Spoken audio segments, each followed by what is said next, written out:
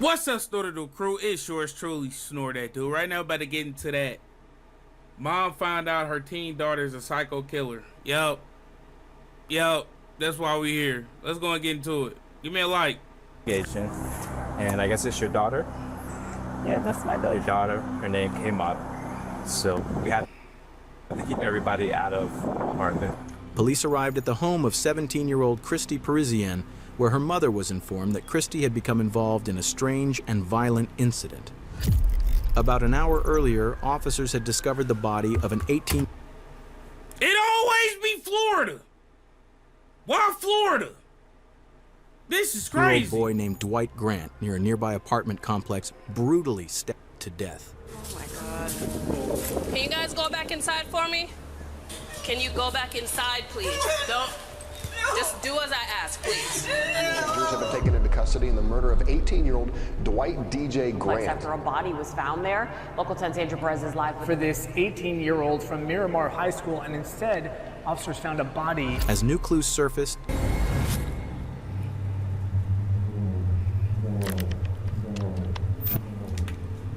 everything started on a Sunday evening. On October 17th in Broward County, Florida, a nurse named Malene Emile noticed something was very wrong. Her 18-year-old son, Dwight Grant, who most of his friends called DJ, hadn't come home that day. DJ wasn't the kind of kid who disappeared without saying anything. He was responsible, focused on school, and always kept his family informed. His sudden silence was completely out of character. This was the beginning of a terrifying mystery for his family. No matter how hard they tried, no one could get in touch with DJ. He wasn't answering calls, he wasn't with any of his friends, and no one had seen him. By Monday morning, the worry exploded. DJ didn't show up to any of his classes, something that never happened. His teachers noticed immediately, his friends noticed, and his family knew something was seriously wrong. His family and friends checked every place he might have gone, called every person he might have been with, drove through neighborhoods, handed out flyers. Nothing. Police even went to the high school, hoping someone there might know where he'd gone. Officers spoke to students one by one. At this point, even the smallest detail could be the clue they needed.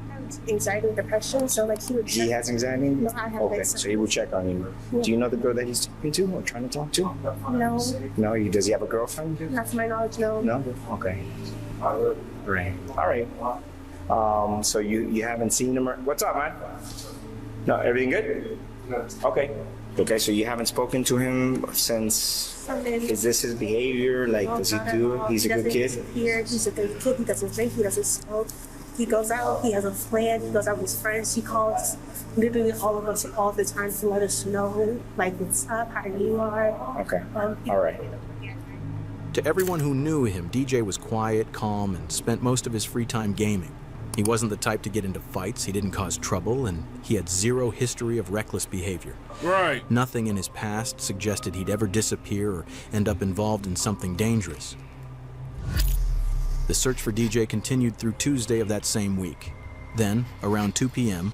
Sound like a good kid. Why would these kids want to stab him though? That's why. While officers were canvassing the area near Sherman Circle North, a quiet neighborhood in Miramar before all this, they made the worst discovery imaginable. Hidden in the bushes beside an apartment building, police found the body of a young man. Oh my God. Here, let me step back. The body was found just outside the apartment building where DJ lived. All that time, he had been there, right near his own home. Officers were led to the body by scattered bloodstains on the sidewalk. From an initial examination, the body had 2 fatal stab wounds, one to the neck and one to the chest. A knife was also found nearby, hidden in the bushes next to the body. Can you go back inside, please? Don't... Just do as I ask, please. In a few minutes, an officer will come talk to you. Go back inside. Man. Listen, I can't answer anything right now. I just need you to go inside the apartment and stay there till I can get somebody to come and speak to you, please. Listen, what did I just ask? Just give us a few minutes and somebody will come and talk to you. Just give me a few minutes. Go ahead and go inside. After speaking with DJ's family and asking them to remain patient, officers immediately blocked off the area surrounding the body and began processing the scene for evidence. 4 officers were on scene working to secure the area, search for evidence, and confirm the identity of the victim as quickly as possible. Does this all happen aquí abajo? Aquí abajo. Sí. Ahí abajo del stairwell que está ahí había mucha sangre, and you can see that probablemente están tratando de limpiarlo. Hay una cámara aquí, hay 2 cámaras aquí, y hay una cámara en esa esquina donde lo When did tiraron. this all happen? Sunday. On Sunday, he went missing Sunday. Miramar is a quiet, close-knit community where news spreads fast. So when word got out about the brutal discovery of an 18-year-old's body, tips started pouring in almost immediately. Several people came to police headquarters, hoping the information they had might help. Among them was a woman who walked into the lobby holding her teenage niece's phone. She wanted to tell police about a private group chat that had caught her attention. At the time, officers had no idea that this small piece of information would end up being the key to solving the entire case. Can you just give me a brief rundown? I'm so sorry. I know I'm seeing on the news that they found a body over by Sherman Circle, and they keep showing a picture of a kid that goes to Miramar High, saying they can't guarantee that it's him, basically, blah, blah, blah. Okay. But on my niece's phone, all the texts are coming through that they're her friends. There's people from school there, and they know it's him. I just came here because my niece was telling me that she had got these texts from this girl yesterday from the modeling, and she said it was the most traumatizing day of her life when she seen him yesterday, which would have been Sunday. Yeah. So in my mind, 1 and 1, I'm not saying she did anything, but I'm not saying I can't come here and not show you either, because she keeps saying, tells everybody in how many people she's killed and she's in the gang. What she, I mean, and it could be just to be, you know, the cool or to be tough. But you never know. It's like, you and know, the same thing, I don't want the text messages here, I don't want them To to just- show my niece's, I don't want her. Like I don't want her her to associate Right. with, okay. By the next day, Wednesday, the victim's identity was finally confirmed. The body belonged to DJ Grant, the Miramar High School student who had been Whoop-de-doo. reported missing. And not trying to, but come on now, you paint this picture like it's Dora the Explorer. We already knew that. I ain't trying to be disrespectful towards DJ. That was bad timing on that, but yeah. There are still so many more questions than answers at this hour. Our officers came out here because they were helping the search for this 18-year-old from Miramar High School, and instead, officers found a body in the bushes. Now, police had to start putting the broken pieces of the puzzle together. The evidence from the crime scene, and more importantly, the group chat that the woman had brought to them. Inside the chat, police found disturbing messages linked to 3 teens, 3 names that, within hours, would become central to the investigation. 17-year-old Andre Dexter Clements, 16-year-old Jaslyn Smith, and 17-year-old Christy Parisian. Without wasting any time, officers began tracking them down. Christy was the first person police went to. Miramar Police Department. How you doing, ma'am? So, right now there's an investigation, and I guess it's your daughter? Yeah, that's my daughter. What we're gonna have to do is we're gonna have to keep you out of the house for now. Me? Yes. Nothing has to do with you personally. What did I do with her daughter? We have to keep everybody out of the apartment. So if there's anybody else in there that's in there, No, the sister, she's at work right now. but nobody else is inside. No, only When you 3 of get us. you got shoes on, okay? So, we have detectives that are going to get a search warrant. Okay. So right now, we're just going to make sure nobody's inside, and then we're going to close the door. And then we're going to wait for the warrant to get here. And When I come back, when I come back, no? As soon as you're done, the search warrant then Today, go back no? in. Can I take my phone to call my sister? Is it okay? Take my phone? My phone is right there. Can I call her? Because I'm working on her to Well, go. right now at this point, we already gave you, notice that nobody can go back inside. Can you check my phone for me? This is right there. By the way, you see my phone right there? we really got to follow protocol. At this point, officers didn't have a warrant, so they wouldn't allow Christy's mother to go inside the house.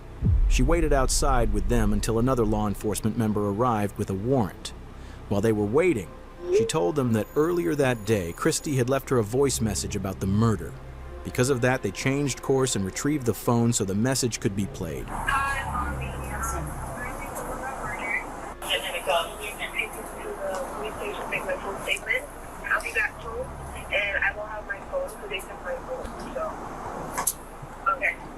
By now, the police had already spoken with Christy at the station. Her Right. mother wasn't able to provide any additional information. The officers informed her that no one from the family was allowed to leave. So are you going to be around here? Are you sticking around here? Or are you leaving? Leaving where? You're not going anywhere, right? No, I was going to the police station. No, I mean right now. I'm waiting for my sister to go to the police station because my sister drives. The next person on the list was Jaslyn Smith. The officers tracked her down and managed to find her around 11 p.m. outside her family's apartment. They spoke with her while her mother was present. Jaslyn, did you hurt this person? I didn't. Because I didn't hit you or anything. I was just told to push him and make sure he's safe. So you did touch him? I don't know exactly what happened. You're telling me that you were told to do something? I don't know what you did. I don't know what you didn't do. She said that she was told to keep him in a corner. Andre. Okay.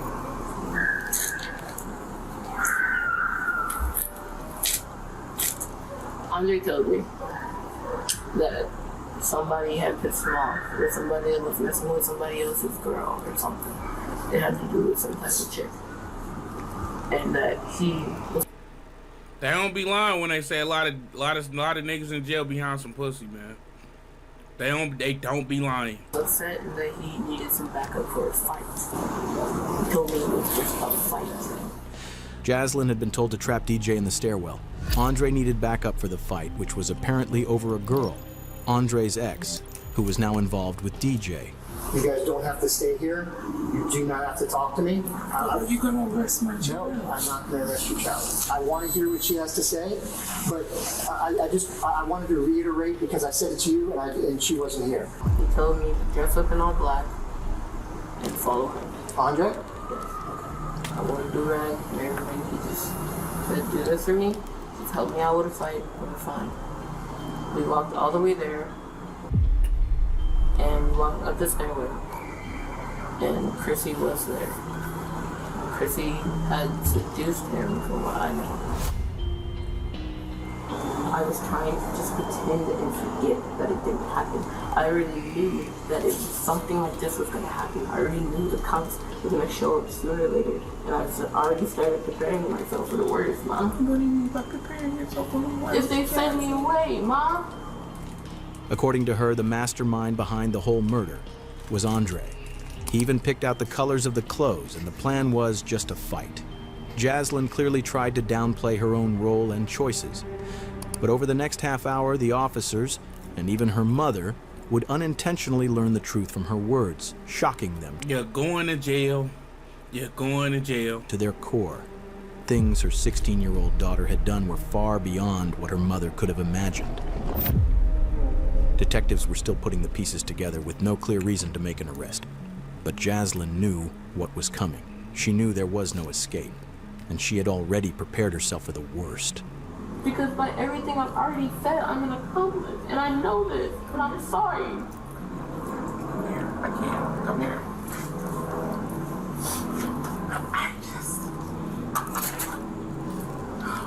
The female officer at the scene can be seen briefly laughing when Smith lets out a sigh. But there's nothing funny about what's happening. A teenager has been killed, and Jaslyn has just admitted her role in what happened. She's now given police a motive. Andre had found himself in the middle of a high school love triangle between DJ and his ex-girlfriend. That's when the dark thoughts started, and the plan began to take shape. A plan that would need help. Before Sunday, before any of this began, Andre had reached out to her. He told her about the planned fight and the help he needed. Now sitting in a police car beside her mother, the officer asks Jaslyn to walk them through everything, step by step, starting from that moment. So I'd like for you to kind of tell me, step by step, on how everything occurred, you know? Before Sunday, before he came over. Who's he? Andre.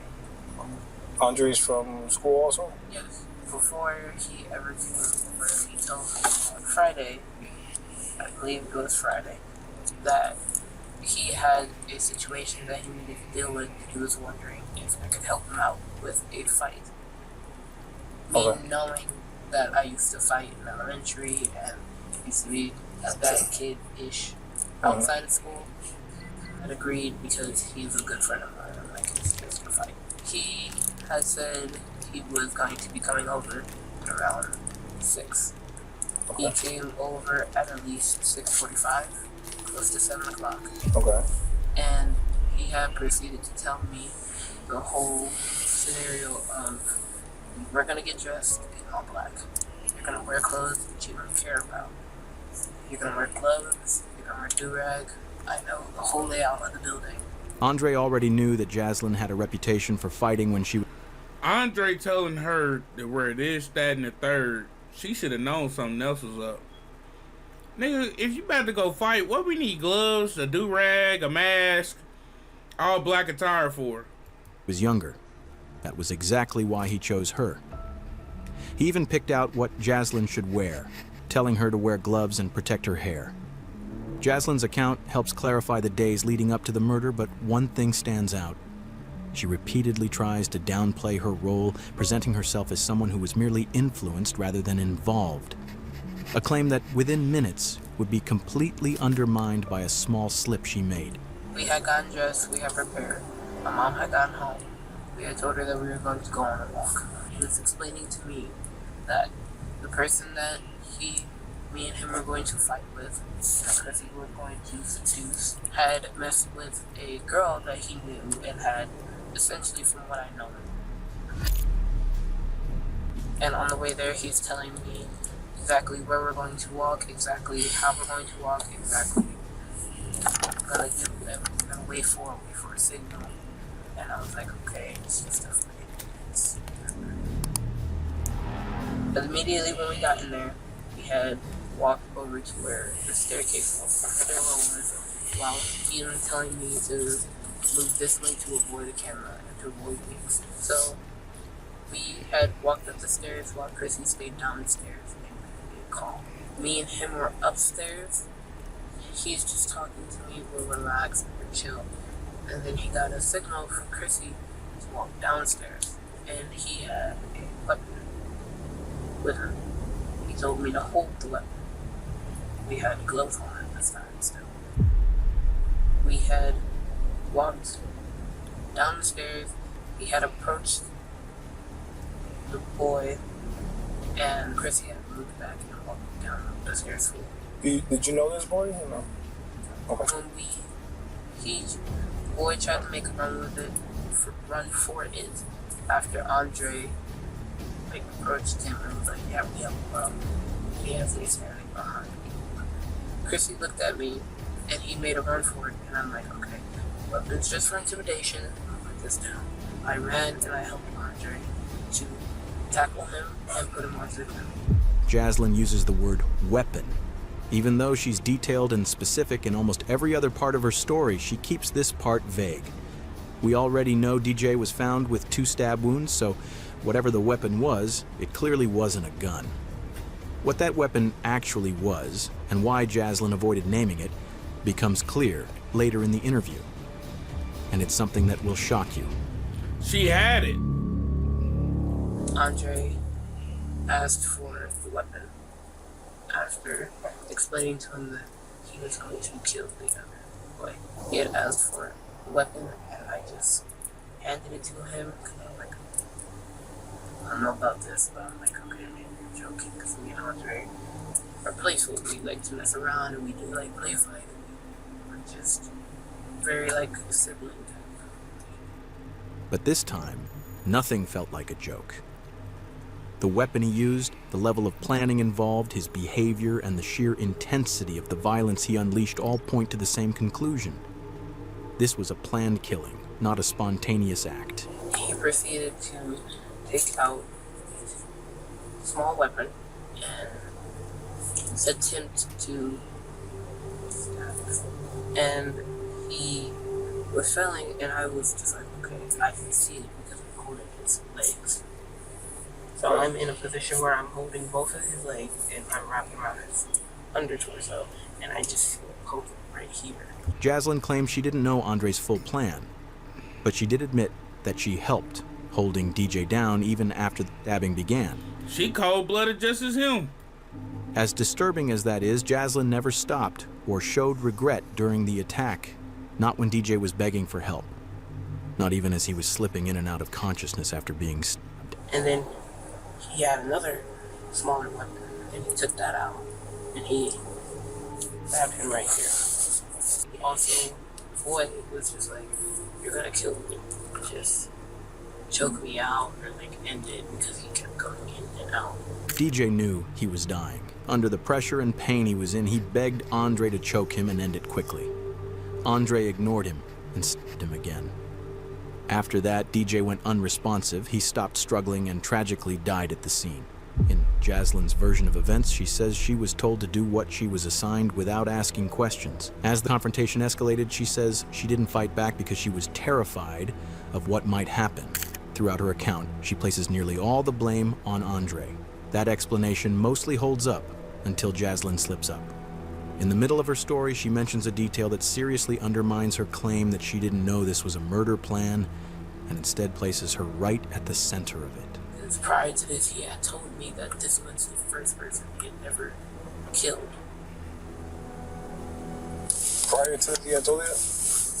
When we were at the house, we were just talking about the whole plan of what to do, what was going to happen. But he never told me that he was going to kill somebody until at this time. This is the first person. I'll leave it here. I'll ask Chrissy. I'm gonna leave. That single detail changes everything. It shows that Jasline knew about the murder plan long before it happened. Now her story starts to crack. It directly contradicts her earlier claim that she had no idea this was meant to be a killing. At this point, it's clear she was far more involved in both the planning and the decision than she had admitted. That's when the officer shifts the focus and asks about the weapon used in the attack. I'm assuming it's a knife then that he had? There's a knife and there's a longer what? A sword. Okay. A knife is something that can be easily concealed, but a sword isn't. Hiding something like that would be almost impossible. It's hard to believe that Jasline and Christy could have been around Andre all that time without noticing the sword. Right. Now detectives finally have enough pieces to start shaping a version of events that's much closer to the truth. But before moving forward, they still needed to make sure the physical evidence matched the story. So you saw the big sword when he first showed up here in the first place? I didn't see it exactly. I only saw that there was a bag with it, and I was like, okay. Because somebody else had taken everything out of the house behind us, and I didn't know where that was. And I believe it was either in like a jacket with him, or with Chrissy in an extra jacket or in a bag with them.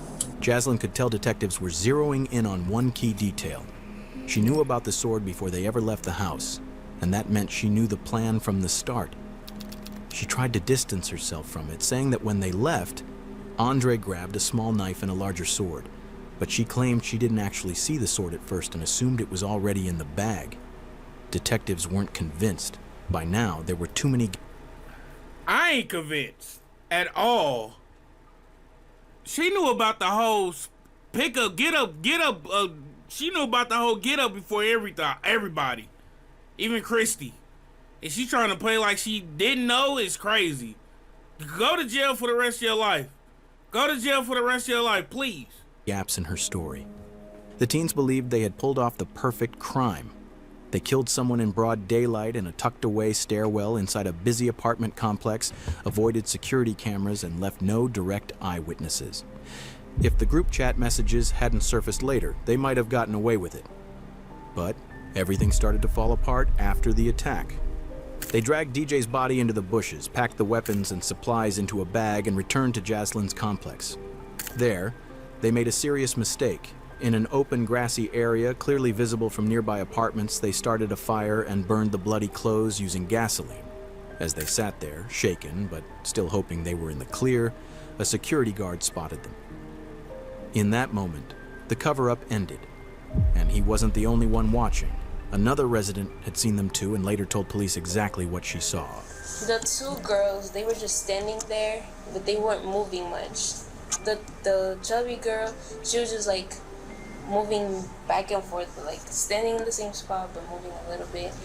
And then the guy was moving around the fire, just throwing more gasoline.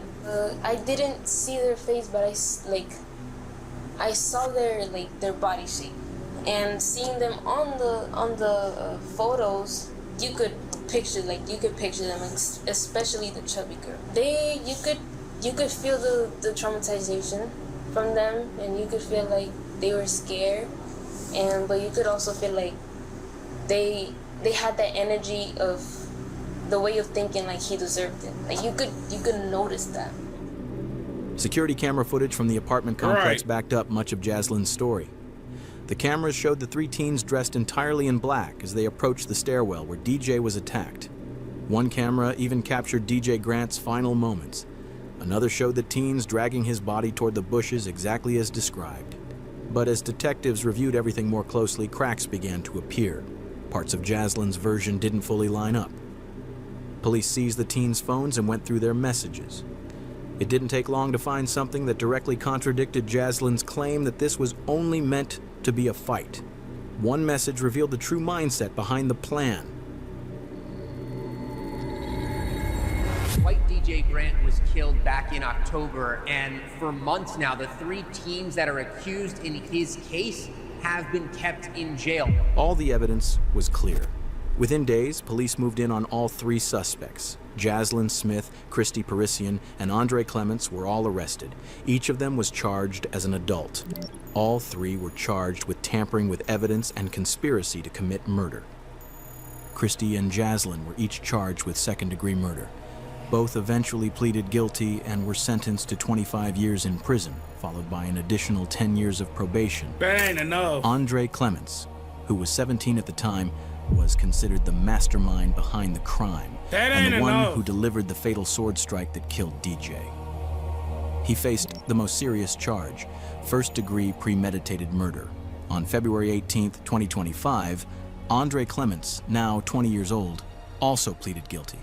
He was sentenced to 40 years in prison, followed by lifetime probation. A caring, loyal, honest person would be there for you in a second and a heartbeat.